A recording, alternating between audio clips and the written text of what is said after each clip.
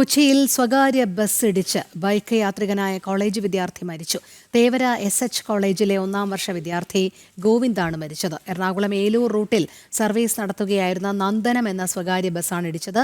രാവിലെ 8:15ഓടെയായിരുന്നു അപകടം. കൊച്ചിയിൽ നിന്നും ജിജീഷ് കരുണാകരൻ ചേരുന്നു. ജിജീഷ്, എങ്ങനെയാണ് ഈ അപകടം സംഭവിച്ചത്?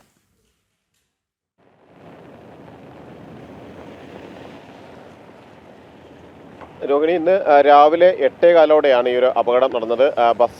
സ്വകാര്യ ബസ്സുകളുടെ അമിത വേഗത, അത് നേരത്തെ തന്നെ വലിയ ഒരു ചർച്ചയ്ക്കും അല്ലെങ്കിൽ എല്ലാം വഴിവെച്ചൊരു കാര്യമാണ് അമിത വേഗത എന്ന് പറയുന്നത്. ഇവിടെയും അപകട കാരണമായത് അമിത വേഗതയാണ്. മൃദംഗം ക്ലാസ്സിനായി പോയതായിരുന്നു വിദ്യാർത്ഥി ഗോവിന്ദ്. ഇതിനിടയിലാണ് ഈ ഒരു അപകടം സംഭവിക്കുന്നത്.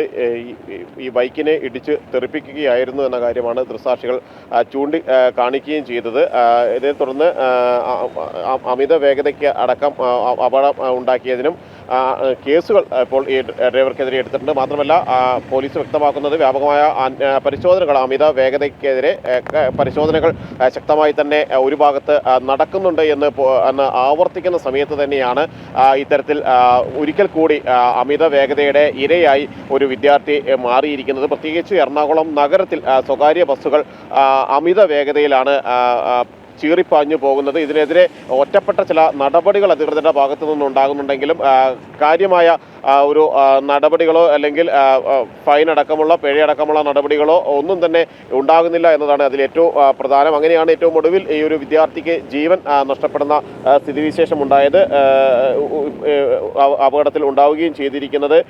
നിലവിൽ അത് എറണാകുളം ഏലൂർ റൂട്ടിൽ സർവീസ് നടത്തുന്ന ബസ്സാണ്. ഏലൂർ റൂട്ടിൽ സർവീസ് നടത്തുന്ന ബസ്സുകൾ മാത്രമല്ല, പ്രത്യേകിച്ച് നഗരഭാഗത്തിൽ സംഭവിച്ചിരിക്കുന്ന ടൗൺ ഹാളിന് മുന്നിലാണ്, എറണാകുളം ടൗൺ ഹാളിന് മുന്നിലാണ് ഇത്തരത്തിലുള്ള അപകടം.